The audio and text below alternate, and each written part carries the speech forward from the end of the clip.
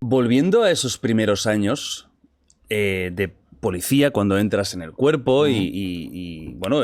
Grupo antiterrorista. Grupo antiterrorista, la época de ETA, que ahora mucha gente, sobre todo la gente más joven, claro, ya para ellos es, algo muy del pasado, ¿no? ¿Cómo funcionaba el grupo antiterrorista, vuestro grupo, en ese momento? Pues era un grupo embrionario, totalmente, hasta tal extremo de que hasta que no se produce el asesinato de Melitón Manzana, que era el inspector jefe de policía judicial, de policía de investigación social. Periodísticamente llaman de político social. No, nunca se llamó, se llamaba Brigada de Investigación Social. Y en esa brigada estaban comunismo, tal, y una de ellos era terrorismo. O sea, yo formaba parte de la brigada social, hasta tal extremo de que luego trabajé con Roberto Conesa, que igual no te suena mucho, pero vamos, era uno de los digamos, míticos de la época, ¿no? Entonces, éramos prácticamente aprendices de todo, porque era nuevo, o sea, fíjate que cuando se produce el proceso de Burgos en 1970 es cuando empieza ETA a tomar un poco, porque eran jovencitos del PNV que pensaban que además de protestar había que empezar a matar, ¿no? Para reivindicar sus derechos, ¿no? Y bueno, estábamos estructurados en grupos de 3, donde íbamos con la NORAC, camuflados, una metralleta a la espalda, 2 granadas de mano, y una mochila, y nos íbamos, y nos recorríamos la zona de fronteras para las mugas, que se llamaban en los caminos. Si te cruzabas a alguien que no eras tú, es que eran malos, porque o eran contrabandistas o eran malos, ¿no? Porque había contrabandistas también en esa época. Claro, los contrabandistas los utilizó mucho ETA, y cuando descubrimos que eran interesantes, los captamos para usarlos y tal. Y por eso mataron a más de uno, que se convirtieron en informadores, ¿no? Entonces, fue una época dura, porque murió mucha gente. De los que estaban conmigo, dos murieron en un atentado, los pobres, grandes amigos. Y esa es la gran tragedia, ¿no? Porque cuando tienes 20 y pocos años y vives en un piso con 3 o 4 compañeros más y te cuentan sus sueños, sus ilusiones, sus aspiraciones, y de pronto ya no es nada, es terrible, ¿no? Es terrible, ¿no? Y yo tengo un tiro en Sedal, por ejemplo, en uno de los tiroteos, tuve la suerte, debo tener la cabeza muy dura y aparte de gorda, ¿no? Y bueno... O sea, te llegaron casi a impactar. No, me dieron. El tiro en Sedal es cuando te roza. Cuando te roza, ¿no? Pero claro, es como si te diera un golpe brutal, porque yo perdí el sentido, y como además la zona de capilar es tremenda, porque claro, se llenó toda mi cabeza de sangre y tal. ¡La han matado! Y de pronto abrí los ojos y digo, ¿dónde está el terremoto? ¿No? Como un chiste, ¿no? ¿Qué ha pasado? Y tal, luego he estado en más de un tiroteo. Fíjate, por ejemplo... nosotros participamos en el tiroteo donde el que trajo parte de los explosivos de Carrero, ahora que hace, ¿no? 50 años. 50 años, nosotros lo pillamos en Anza, ¿no? Artesia Ayesta, que nos llamó mucho la atención porque era un chico con 22, 23 años que no había matado a nadie, y nos sorprendió que se suicidara, porque cuando se quedó sin munición se pegó un tiro, porque él estaba convencido de que nosotros sabíamos lo del atentado, y claro, dijo, me van a interrogar, y la fama que había entonces, de qué tal, pues... Y las torturas y todo eso, se suicidó, se suicidó. Y de verdad, en ese tema, ya que no quiero solayar ningún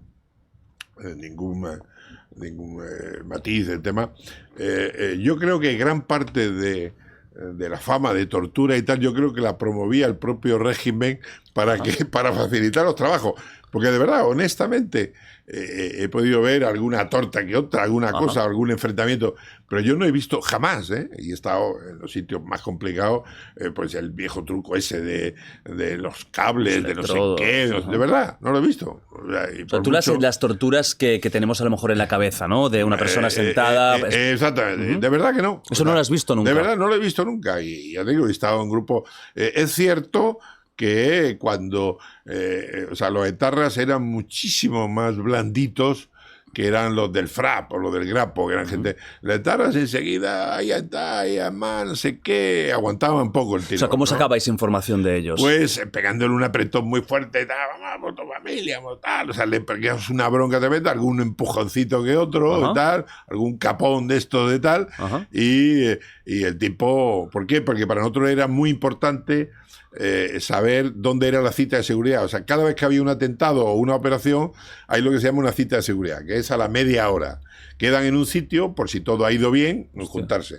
Entonces, si tú sacabas el lugar de la cita de seguridad, pillabas al resto del comando. Claro. Y esa era nuestra función, ¿no? Así pillamos a una serie de gente. Participé en una de las veces que afortunadamente pues salí vivo. Iba a sacar una granada de mano, pero no le dio tiempo y lo pillé a tiempo. Entonces, ¿qué ocurre? Que eran tiempos muy complicados porque estabas todo el día asumiendo que te iban a matar en cualquier momento. O sea, tú vivías con esa sensación. Claro, vivías con esa sensación hasta tal extremo de que muchos compañeros de la época en ocasiones se liaban a tiros con el espejo del portal, porque abrían la puerta, miedo, ¿no? Abrían la puerta y veía un tipo enfrente, ¿sabes? De la tensión. Y era tremendo, ¿no? ¿Cómo aguantabais psicológicamente vivir nunca sabiendo si hay una bomba en el coche? Yo, con sentido del humor. ¿Sí? Sí. Yo ¿Era tu escape? Me he reído de mí mismo el primero y me he reído y no me he tomado en serio la vida jamás. Jamás. Siempre me he reído de puedo decir que cuando había algún tiroteo y tal, a voces decía, oye, no me tires a la cabeza que estoy estudiando y tal, no sé qué. Y claro, tú reaccionas así y la gente se aterra, porque piensa que el de enfrente está loco y por lo tanto no va luego a, ¿sabes? O sea, tú eso en un tiroteo lo has llegado a decir. Sí, lo he llegado a decir, ¿no? Y te puedo decir que cuando estuve en Seguridad Ciudadana, que tuvimos varios tiroteos, recuerdo uno de unos atracadores que acababan de dispararle a una señora mayor y tal igual, y entonces estábamos de un local a otro y dijeron, de pronto recuerdo que oye, nos rendimos. Digo, no, es otra película, aquí mueren todos, estás equivocado de plató, chaval, y tal, claro. No, descoloca eso, claro, claro. Se tiran al suelo, no me mates y tal. Y eso, muchas veces, psicológicamente, muchas veces es mucho más. Claro, luego después no puedes evitar el que te tiemblen las piernas durante todo el día. Porque el miedo no lo puedes evitar. Lo que tienes que hacer es controlarlo, reconducirlo. No es fácil, pero nos enseñaron con técnicas de meditación y con técnicas para reconducir la energía negativa y que sirviera como acicate, ¿no? Todo lo contrario de lo que normalmente produce el miedo, que es paralizarte y tal, ¿no? Entonces, el miedo lo tienes, porque ya te digo, a mí me ha pasado días que luego he estado 2 días en la cama del bajón tensión, que te da, del ¿no? bajón, una adrenalina brutal, como si me hubiera pegado 10 tiritos de coca, ¿no? Y te viene todo el bajón, ¿no? Te pega un bajonazo, ¿no? Es decir, que eso es inevitable que ocurra, pero si te gusta, o sea, yo reconozco que a mí me han pagado toda la vida por algo que me he disfrutado, o sea, me han pagado mi hobby, ¿no? Para mí es apasionante el indagar, el descubrir, el bucear en las cosas, el llegar hasta el fondo de todo, ¿no? Y esa ha sido mi vida y claro, el problema es que cuando alguna vez levantas las cloacas, ¿no? Como dicen, ¿no? Hablaremos de levantas la alcantarilla y miras debajo y dices, oiga, ¿qué hay esto? Y tal, no, tápalo otra vez, idiota, ¿cómo se te ha ocurrido mirar, no? Y yo era un tipo, yo reconozco que bastante toca pelota, ¿no? Ya en ese momento, ¿eh? Sí. Siempre. De siempre. Siempre. Cuando estudiaba preu, yo estudié preu, preuniversitario, luego se llama COU y luego no sé qué, ¿no? Yo recuerdo que, imagínate, en la época, estoy hablando del año 68, 69, ¿no? Imagínate. Entonces se llevaban los pantalones largos, los pantalones de campana enormes, sí, claro. y unos tirantes, los pantalones Pantaleón aquí, o no sé cómo. Los pantalones hasta aquí, con unos tirantes y tal. Sí. Y recuerdo una vez que estaba en clases de matemáticas o algo así, que recuerdo que el profesor me dijo, a ver, el capullo de los tirantes, no sé qué. Y le dije, no, aquí el único capullo eres tú, hombre. Claro, imagínate, ahora ya eso es normal, pero en aquella época, ¿cómo? ¿Tal? ¿Cómo se atreve? Tal?